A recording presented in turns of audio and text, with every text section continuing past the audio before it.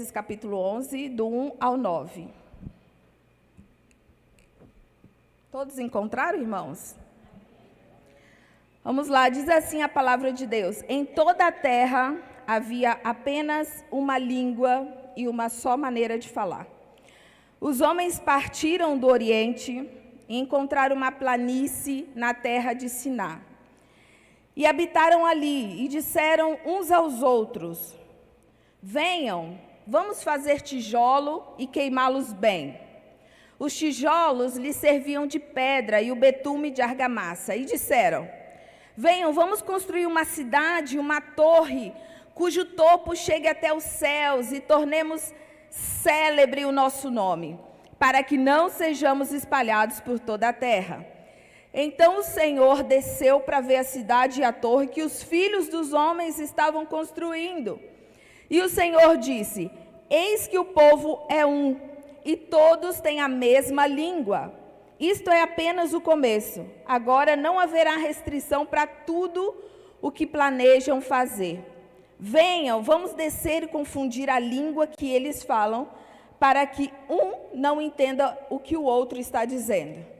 Versículo 8. Assim o Senhor os dispersou dali pela superfície da terra e pararam de edificar a cidade. Por isso a cidade foi chamada de Babel, porque ali o Senhor confundiu a língua de toda a terra, e dali o Senhor os dispersou por toda a superfície dela. Bom, quando a gente lê esse texto, ao menos eu, quando li esse texto sobre Babel, a ideia que nos vem, né, bem óbvia, que era um povo que havia começou a construir uma cidade, uma torre, e que queria que essa torre fosse bem alta e que pudesse chegar até Deus. E aí Deus olha lá de cima e os confunde a linguagem deles, para que eles fracassem nesse objetivo, né? E ponto. A gente às vezes encerra aí. Não é uma narrativa errada, né? Porque é exatamente isso que o texto fala, mas lendo, né, e pensando nessa passagem, eu vejo que tem aqui um ensino muito mais profundo a respeito do que levou esse povo a fracassar na construção dessa torre.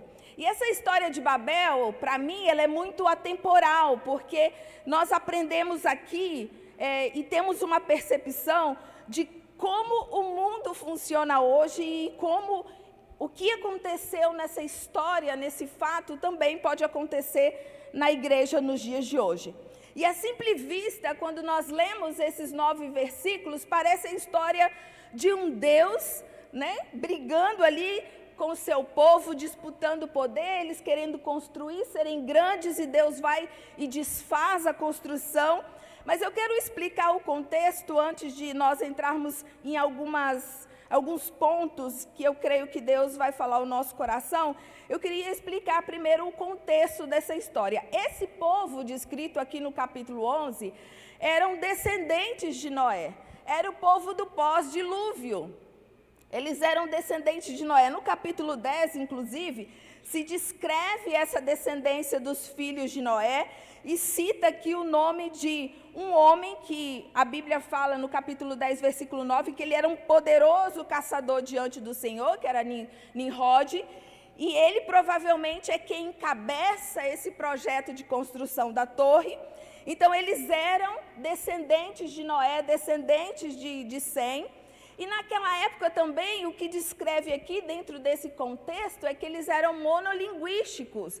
Eles falavam um só idioma, não tinha essa diversidade de idiomas que nós temos hoje, essas quase 8.000 línguas por todo o mundo. Na verdade, essa quantidade de idiomas, né, essa multilinguagem que a gente vê hoje, é recorrente, né, decorrente do que aconteceu aqui em Babel. Então, imagina que eles falavam a mesma linguagem, estavam ali construindo, todo mundo se entendia, né, na hora de construir, de projetar, de fazer acontecer, e Deus traz essa confusão. De repente, eles estão ali trabalhando, E um começa a falar, olha, nós vamos pegar esse tijolo aqui, vamos colocar assim para facilitar a subida. E o outro começa a falar uma língua que ninguém conhecia, e o outro começa a falar uma outra língua. E assim houve essa confusão de línguas que a gente conhece muito mais, Gênesis 11, por causa dessa confusão de línguas. E eu costumo dizer que a confusão de línguas, ela se perpetuou até os dias de hoje, porque se você vai para um país e você não conhece o idioma daquele país, você passa aperto, né? Os meninos que estão trabalhando com tradução têm que ir, se inserir na cultura, entender a linguagem. Algumas linguagens nem têm a grafia daquela língua, eles têm que fazer a grafia, a escrita, descobrir sons, fonemas e tudo mais para poder construir uma linguagem. Então, até hoje, se nós não tivermos habilidade de falar uma língua, nós passamos aperto em um outro país. Eu vou abrir um parênteses para contar a minha experiência, né, na questão do espanhol. Em 2003, quando eu fui para o campo pela primeira vez, eu tinha o básico do espanhol. Eu sabia bem o básico, eu aprendi na missão, no treinamento, a falar alguns versículos. Então, eu memorizava algumas coisas em espanhol, mas eu não tinha domínio da língua.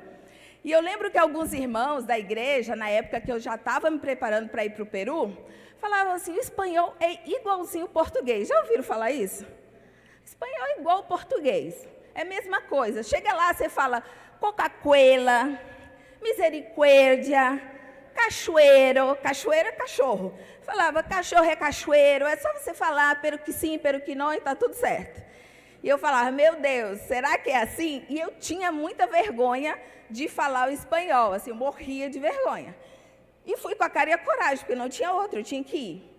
E aí, quando eu cheguei no Peru, eu cheguei num sábado, em maio, eu lembro que foi um sábado, nos primeiros dias de maio, 3 ou 5 de maio, e aí eu cheguei e me pegaram no aeroporto e me levaram para a base da missão. E aí a líder da base falou, Fabrícia, à noite nós vamos num culto de jovens, né? E eu não posso deixar de ir, porque eu sou líder desse grupo de jovens, e eu não posso te deixar na base sozinha, porque você chegou hoje aqui, então você vai ter que ir comigo.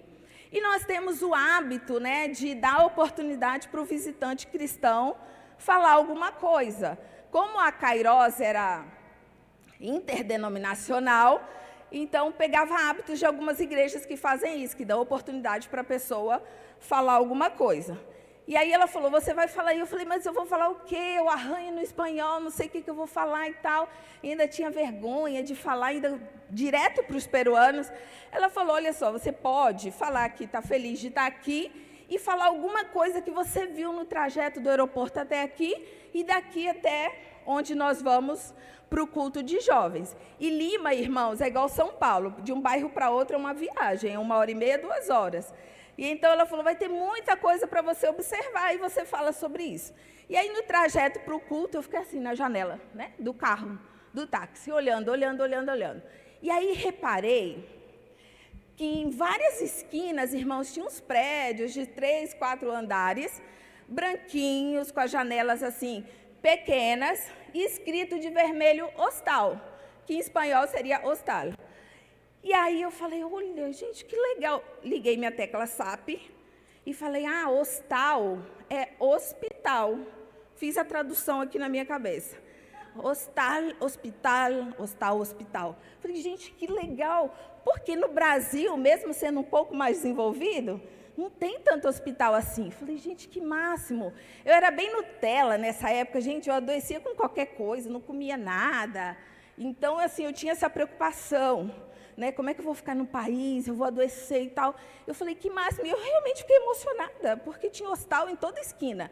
E aí, terminou o louvor, me deram a oportunidade, e aí eu falei, né, falando em espanhol com eles, falei, irmãos, eu estou tão feliz de estar aqui, no seu país, como missionária, fui bem recebida. E assim, uma coisa que está me deixando super feliz, é que aqui tem muito hostal. E assim, eu como jovem, solteira, sem meus pais, estou assim, encantada de tanto hostal que tem nas esquinas.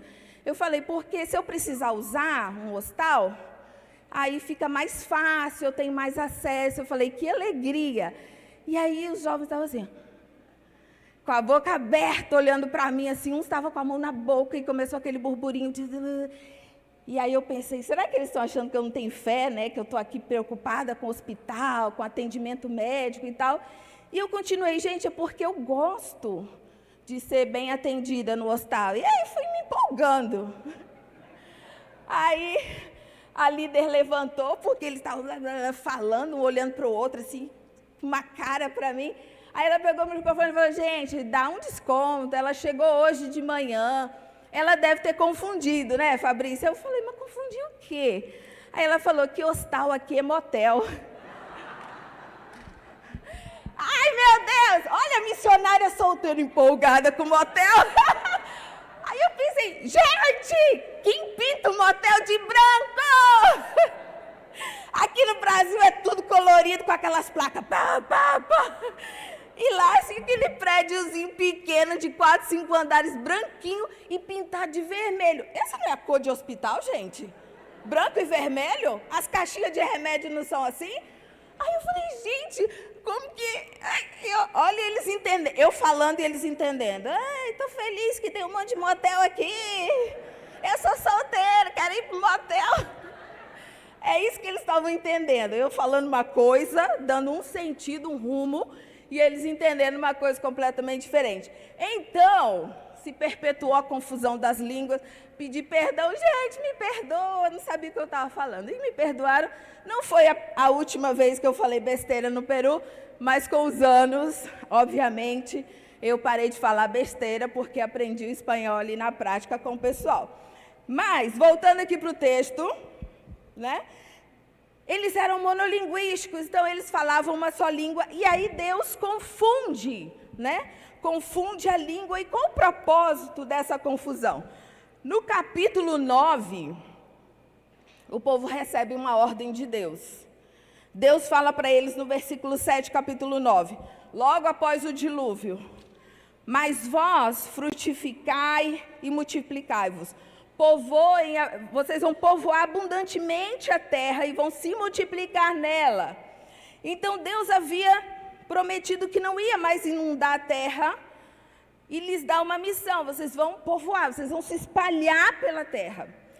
E eles haviam passado por um dilúvio, haviam sobrevivido, eram nômades e peregrinos ali naquela terra. E eu imagino que o coração desse povo estava ansioso por um lar, ansioso por um lugar que eles pudessem pertencer. E Deus tinha um plano através disso. Vocês têm um lugar, vocês têm toda a terra para ir e para se espalhar. Mas no momento que eles saem do Oriente e vão para o Ocidente, eles se estabelecem ali, os planos do coração desse povo, dos descendentes de Noé, começam a mudar. E no contexto literário dessa passagem, no contexto literário e cultural, nós vemos muita profundidade, tanto na ação do homem, em tomar essa atitude, como também na reação de Deus. E aqui o que nós vemos, irmãos, vai muito além de uma simples construção de cidade e de torre, mas era o início da construção de um reino, de um império. Essa era a motivação do coração deles. E se nós trouxermos para o nosso contexto e se examinarmos o nosso coração, todos nós somos peregrinos nessa terra. Todos nós estamos em busca de um lar, de um lugar que nós queremos pertencer. Mas a grande questão é, estamos construindo torres e cidades para nós mesmos ou para edificar o reino de Deus? Essa é a grande questão aqui, porque tudo nessa terra, irmãos, os meios de comunicação, a política, a educação, tudo nos impulsiona a erguer, a levantar, a construir o nosso próprio reino no nosso coração. E a não edificar o reino de Deus entre as nações, que continua sendo o chamado de Deus para todos nós até os dias de hoje. Então aqui nós vemos alguns acontecimentos nesse contexto histórico de Babel, e que Deus pode nos ensinar muito. Alguns acontecimentos, 3 coisas especificamente, que eu gostaria de falar, que nos impede de edificar o reino de Deus entre as nações, e que muitas vezes nos leva a edificar o nosso próprio reino. E o primeiro ponto que eu gostaria de falar com vocês, de trazer aqui nessa noite, é que muitas vezes nós agimos com desobediência. Aqui o povo foi desobediente a uma ordem direta e divina.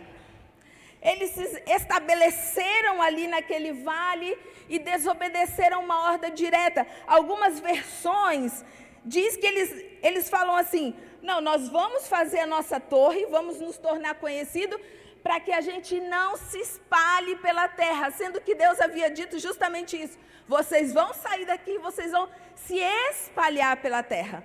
E aí eles desobedecem uma ordem divina direta. E talvez eles achassem que nem estavam em desobediência, mas ao invés de fazer aquilo que Deus lhes havia ordenado, eles estavam dizendo para Deus: a minha maneira, o meu jeito, os meus planos são melhores que os seus. E viver num vale, irmãos, propriamente dito, é pecado? Não. Sair do Oriente para o Ocidente foi pecado? Não. Construir uma cidade era pecado? Não. Mas a desobediência é. A desobediência é quando não fazemos aquilo que Deus pede, quando sabemos exatamente aquilo que Deus nos pediu para fazer e não fazemos, estamos em pecado. Geralmente dizemos, estamos com problemas. Mas o pecado é pecado e não é um problema. E aqui não havia um problema. Aqui havia um pecado de desobediência escancarada. O povo estava em desobediência. E às vezes a gente escolhe fazer as coisas do nosso jeito. Não sei, por alguma razão a gente pensa que a nossa forma de fazer é melhor. E quando nós vamos lá no Éden, nós vemos que o fruto parecia inofensivo para Eva também. Então, às vezes, fazemos coisas que pensamos, não estamos em pecado, porque estamos fazendo algo mais do nosso jeito. Então, nós precisamos entender que quando Deus nos dá um comando, Ele tem um propósito divino, único e específico para cada um de nós, para que Ele possa se glorificar através da nossa vida. E eu não sei especificamente o que Deus te chamou para fazer, qual o plano que Deus colocou no seu coração, quais instruções Deus deu para você como filho, mas eu sei que se Ele colocou algo no seu coração e se você entende isso, você precisa obedecer. Esse é o caminho para Deus se glorificar aqui e em todas as nações. É uma igreja que obedece aquilo que Deus diz. E quando eu falo igreja, eu não falo instituição, eu estou falando de mim e de você, discípulos de Jesus, seguidores de Cristo. Quando nós obedecemos, Deus se glorifica onde nós estamos e também nas nações. Porque há caminhos que nós tomamos na nossa vida que parecem bons, parecem caminhos certos, mas são torres que nós vamos construindo, torres de desobediência, cidades muradas, cuja base é a desobediência, é andar fora daquilo que Deus determinou do propósito de Deus. Então a desobediência sempre foi, desde o Éden, e sempre será um obstáculo para que a igreja possa expandir o reino de Deus entre as nações. Vocês estão conseguindo entender? Não quero que você tome essa passagem, essa mensagem como algo pesado para o seu coração, mas algo que nós precisamos pensar e refletir, porque é algo atemporal que muitas vezes nós vivemos no nosso dia a dia. E a palavra de Deus é para isso, para nós podermos nos autoavaliar e voltar para o caminho que Deus quer para cada um de nós, amém? Uma segunda coisa que nós podemos aprender com os descendentes de Noé é que este povo, ele buscava méritos próprios. Eles dizem aqui no versículo 4, venham, vamos construir uma cidade, uma torre, cujo topo chegue até os céus, e nos tornemos célebres. Vamos fazer conhecido o nosso nome, para que não sejamos espalhados pela terra. Venham, façamos, sejamos, tudo muito concentrado no eu. Então eles queriam méritos pessoais. E aqui o texto ele não narra como foi a construção dessa torre. Os historiadores nos dão uma ideia, mas o texto não narra, mas ele fala qual material foi usado nessa construção.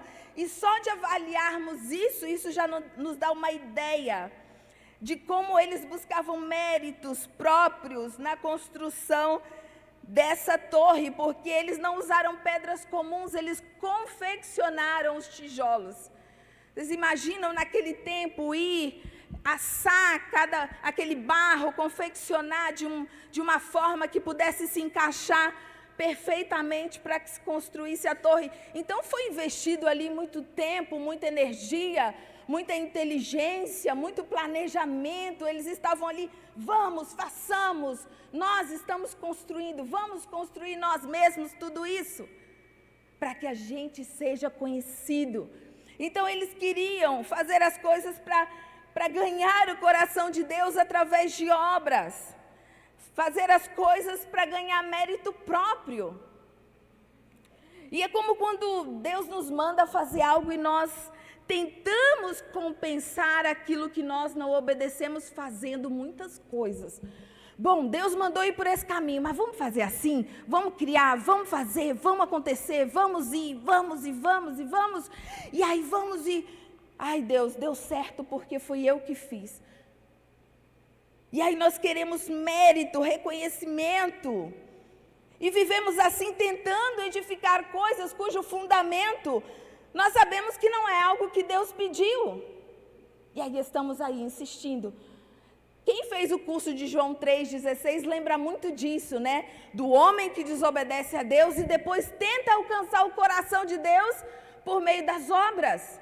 É quase que da natureza humana essa coisa de achar que são as obras que conquistam o coração de Deus, que alcançam o coração de Deus. E aí nós vivemos assim, fazemos isso nas nossas relações, no seio da família e até mesmo dentro da igreja. E achamos que existem degraus a serem construídos, tijolos a serem montados um a um, para que nós possamos ganhar méritos por aquilo que nós fazemos. Quando Deus veio, Ele não veio para corresponder aos meus anseios e desejos, nem me dar medalhas por aquilo que eu posso fazer. Deus veio para cumprir em mim e em você o seu propósito divino. Para isso o Senhor veio. Então nós achamos que há méritos para conquistar, obras para fazer, pessoas para impressionar. Quando na verdade o único que Deus nos chamou a fazer é fazer o seu nome conhecido em todas as nações. É óbvio que a forma como nós vamos fazer isso se difere de um para um, mas essa é a base do nosso chamado. Ao longo da história bíblica, essa é a base do nosso chamado. Fazer Jesus conhecido em todas as nações. Nossas conquistas, nossas habilidades, irmãos, não são méritos nossos, é resultado da graça de Deus sobre nós. É pela graça, tudo é pela graça. 1 Coríntios diz, assim quer comam, quer bebam, ou façam qualquer outra coisa, façam tudo para a glória de Deus. Então tudo é para a glória dele, o que fazemos, as nossas obras, é para refletir a grandeza e a bondade do Deus a qual nós servimos. E não por causa dos nossos próprios esforços e nossas habilidades. Com isso, irmãos, não estou invalidando as obras. Não vão dizer amanhã, não faço nada agora porque é só para a glória de Deus. Não é isso. As obras, elas são a expressão da nossa fé. Mas elas não são o caminho para alcançar nada, nem a salvação, nem a bênção, nem o coração de Deus. Elas são apenas a expressão da nossa fé, daquilo que nós cremos, a expressão de quem nós servimos ao Senhor Jesus. Então nós precisamos entender que as nossas obras não podem ser para que nós sejamos reconhecidos por homens, não é para a nossa própria glória. Tiago 2 diz que a obra e a fé, elas caminham juntas. Então não é inválido servir, planejar, fazer coisas, mas a motivação por trás daquilo que nós fazemos Sim, faz toda a diferença. Porque há uma diferença grandiosa de obras feitas por méritos e obras de gratidão a quem nós servimos, que é o nosso Senhor Jesus. Amém? Então, esse povo aqui, ele buscava ter méritos com Deus, ter méritos diante dos homens. Olha, nós fizemos. Inclusive, eu estava pesquisando se havia ainda algum resquício da Torre de Babel, e alguns historiadores encontraram uma pedra que tem um desenho que, segundo eles, é provavelmente um desenho de como ficou a torre ou como seria a Torre de Babel. Então você vê que era uma obra arquitetônica maravilhosa. Mas era façamos, vamos fazer. E o momento que nós fizermos, nós vamos ficar aqui e ser conhecido aqui. Nós não vamos nos espalhar, como Deus disse. Nós vamos ficar aqui. E é daqui que nós vamos ser conhecidos. Para mérito próprio, para glória própria. E a palavra diz que Deus não divide a sua glória com ninguém. Então, tudo que nós fizermos, tudo que nós colocarmos a nossa mão, nós precisamos entender que é por graça de Deus e para a glória dele. Amém? Terceiro, queridos, que nós vemos aqui em Babel. Minha garganta está seca, cortando. Terceiro que nós podemos aprender aqui com a história de Babel é que eles tinham um desejo explícito de reconhecimento, de fama, e um desejo também de conforto. Quando eles dizem, vamos tornar o nosso nome célebre, ou seja, vamos nos tornar conhecidos por causa dessa obra gigantesca que nós fizemos.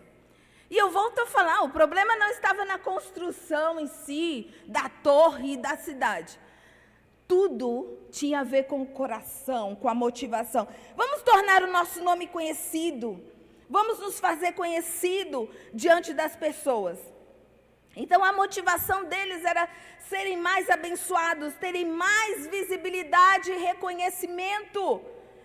E, na verdade, irmãos, todos nós, é da nossa natureza humana, nós queremos reconhecimento naquilo que nós fazemos. Quem disser que não, já pecou, porque nós queremos, sim, de certa forma, ser reconhecidos por aquilo que nós fazemos. Existe uma dose saudável dessa necessidade de reconhecimento, mas aqui eles queriam ser únicos, serem célebres, serem poderosos na terra por causa dessa obra que eles estavam realizando. E o coração humano, ele está sempre assim, em busca de fama, em busca de poder, em busca de glória. Hoje, na era digital, nós estamos em busca de quê? De likes, de curtidas.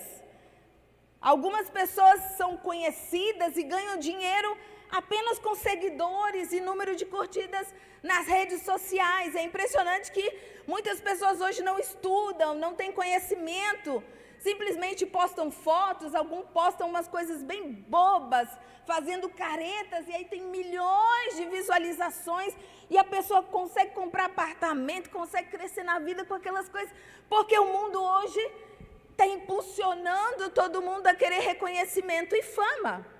Existe uma série na Netflix chamada Black Mirror, não sei se falei certo em inglês, professores me corrijam, Black Mirror, e aí essa série é uma crítica, uma crítica a essa sociedade muito digital e que vive em função disso, e os males que o mundo digital traz. E um dos episódios, são episódios curtos, quem puder ver, porque é bem interessante. Um dos episódios é de uma moça que ela fica postando foto. Na verdade, todo mundo usa o celular para tudo. E aí ela vai fazer o café dela, café da manhã, aí ela posta foto tomando café. Aí, um monte de like. Aí ela ganha créditos por causa disso. Aí ela vai se arrumar, aí ela posta, se arrumando. Isso aqui nem acontece com a gente, né? Hoje eu postei uma acerola do meu quintal, olha a bobeira. É que a acerola do meu quintal nasce de tempos em tempos uma frutinha. Aí eu registro, porque eu estou juntando para fazer uma jarra de suco ano que vem. uma cerolinha só, na minha fazenda, lá no quintal. E aí, ela postava foto, e likes. E aí, dava um passo, like.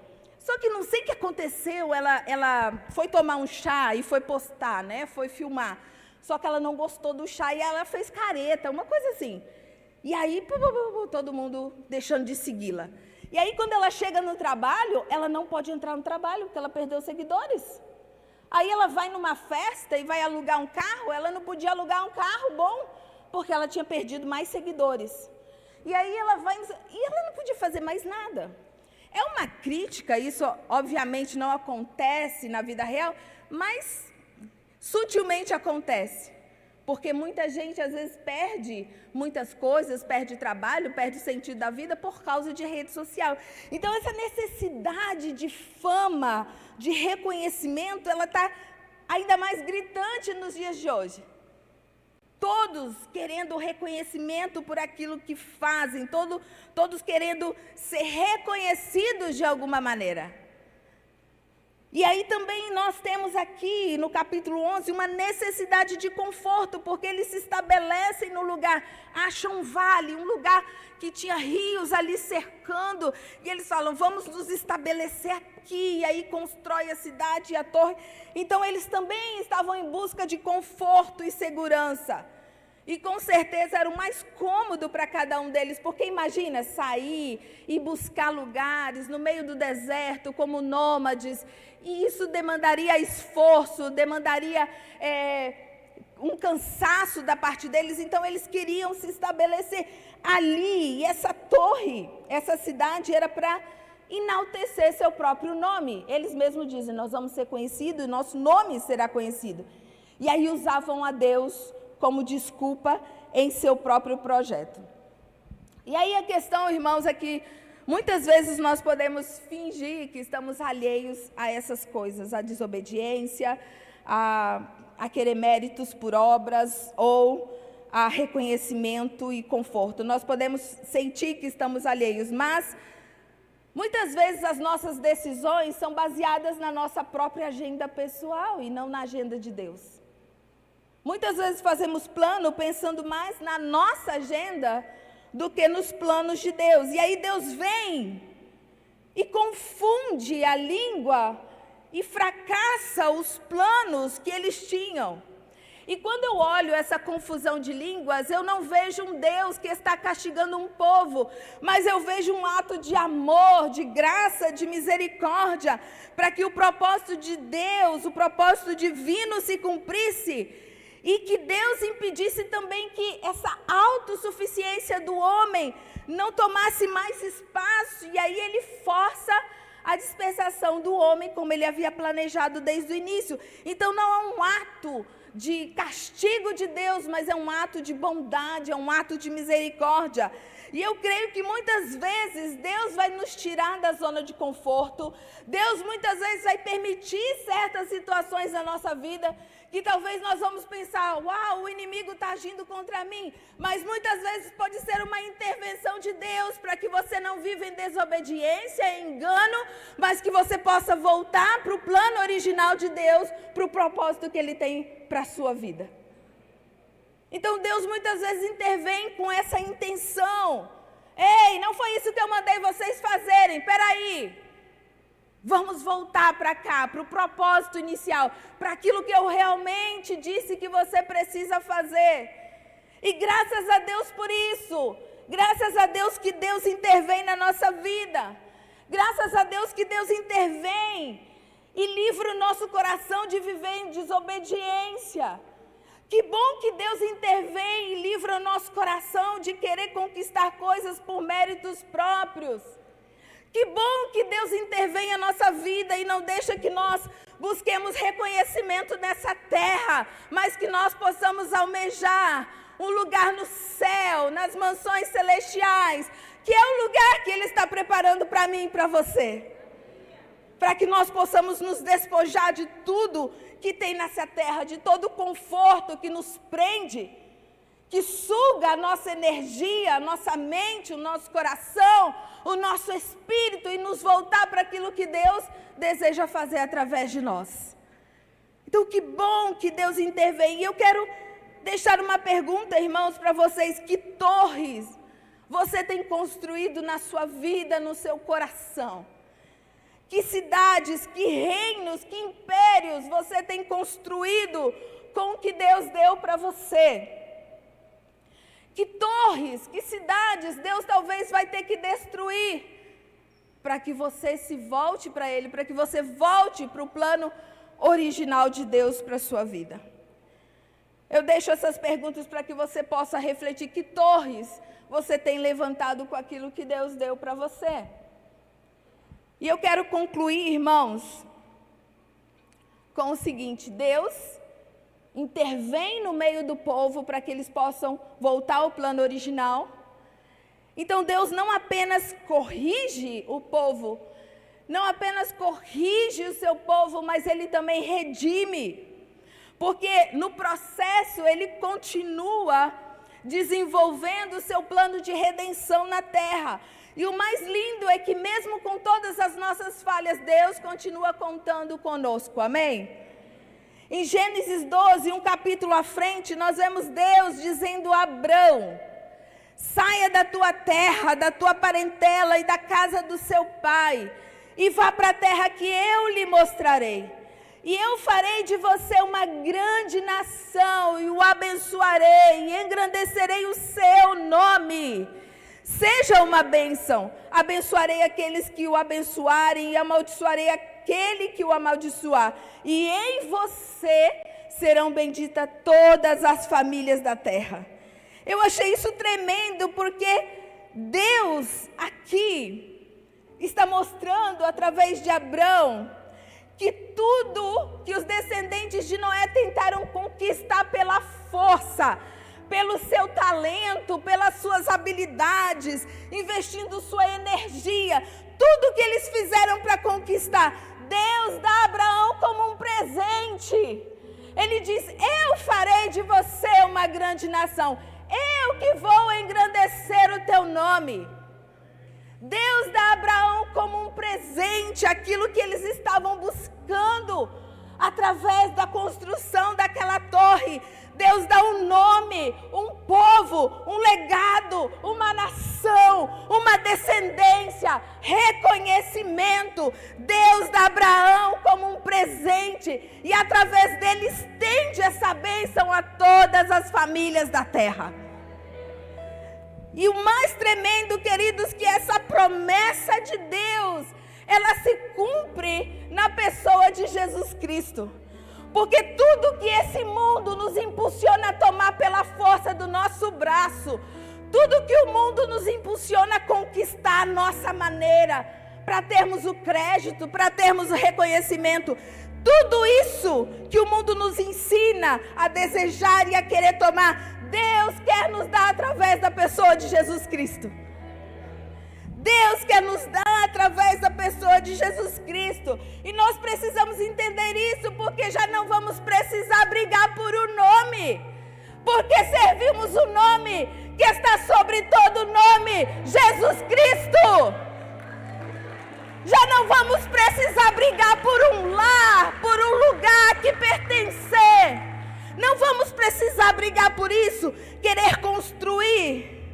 Porque há uma morada celestial sendo preparada para mim e para você. Não feita por mãos de homens, mas pela mão de Deus. Olha que tremendo isso. Não precisamos mais brigar.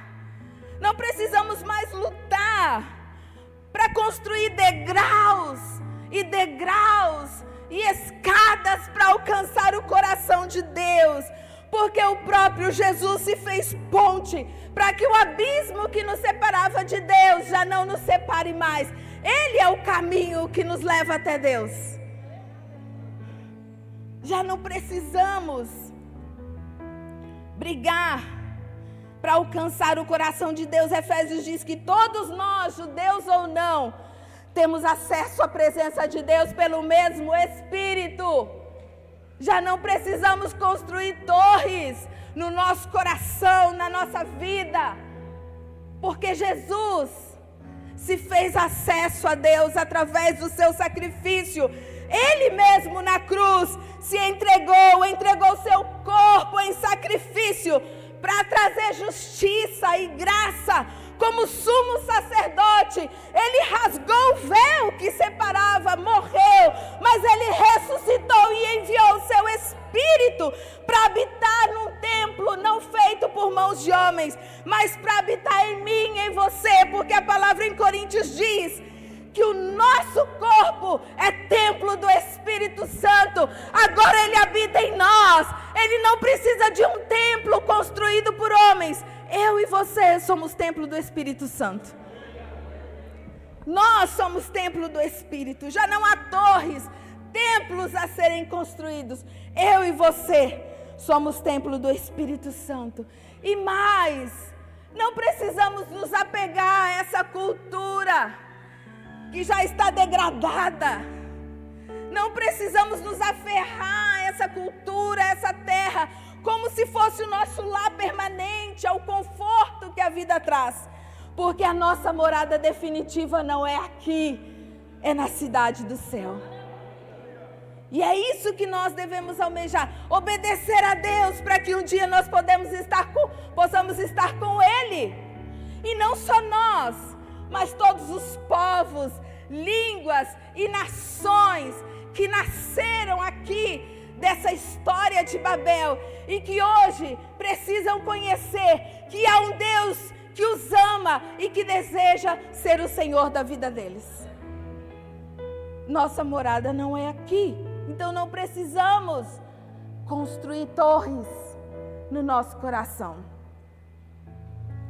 E eu gostaria de convidar você a ficar de pé para que nós possamos orar.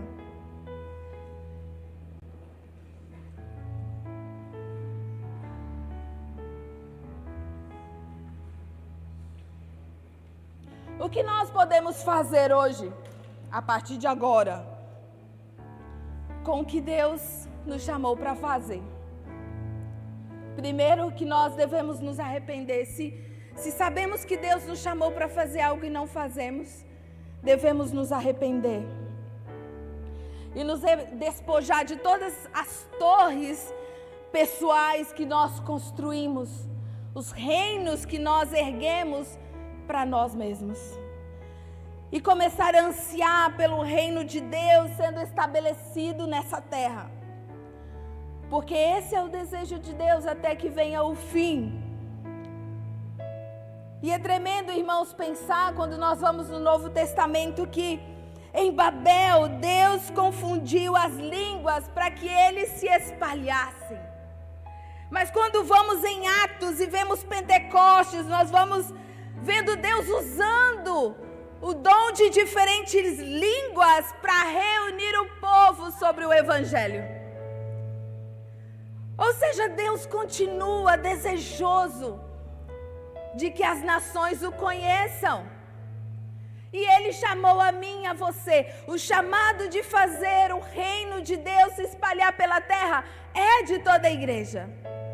Uma das coisas que nós podemos nos despojar é da ideia de que existem pessoas específicas para isso. Não, todos nós somos chamados. A forma como Deus vai fazer isso, sim, pode ser um chamado específico para cada um de nós. Mas todos estamos chamados para fazer Jesus conhecido entre as nações. Para erguer o reino de Deus nessa terra, não o nosso reino. Para fazer o nome de Jesus conhecido e não o nosso próprio nome. Esse é o nosso chamado. Então Deus continua trabalhando para que os povos o conheçam.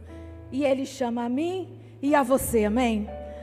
Vamos orar nesse momento. Eu gostaria que você fechasse os seus olhos e orasse, e examinasse o seu coração, e colocasse o seu coração diante de Deus, e pergunte para o Espírito de Deus: Senhor, há torres no meu coração que eu venho construindo? Que torres são essas que eu tenho levantado e que estão me distanciando do plano do Senhor? Senhor, talvez eu tenha tentado chegar ao coração do Senhor por meio de obras.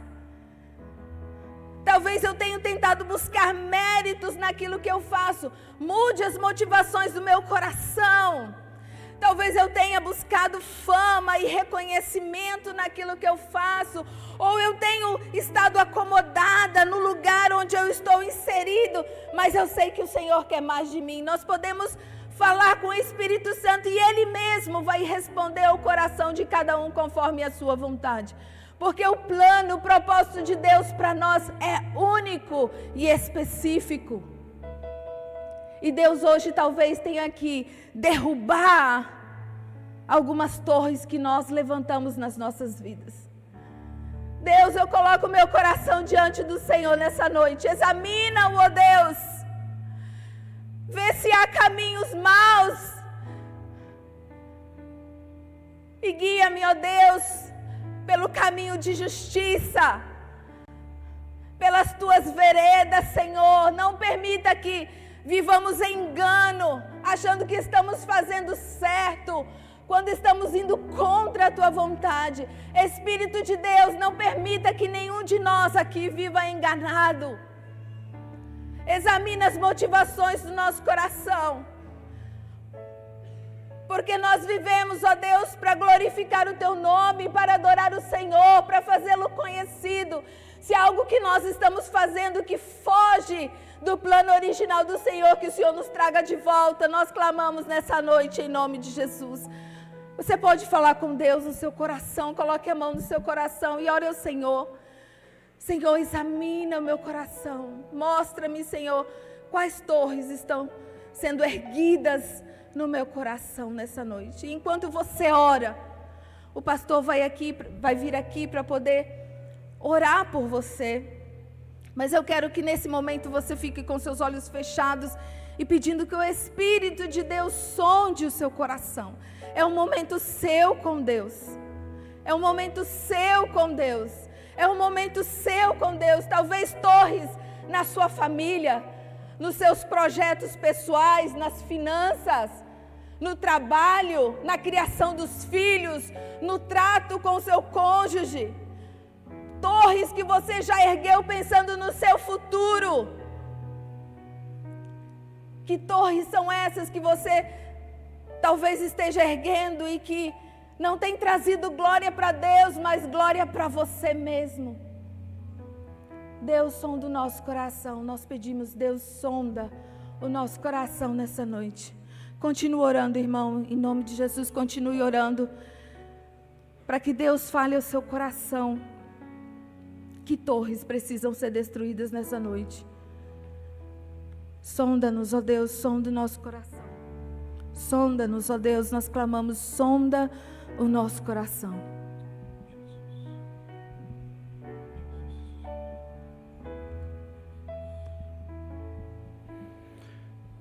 Amém, Senhor, nós queremos mesmo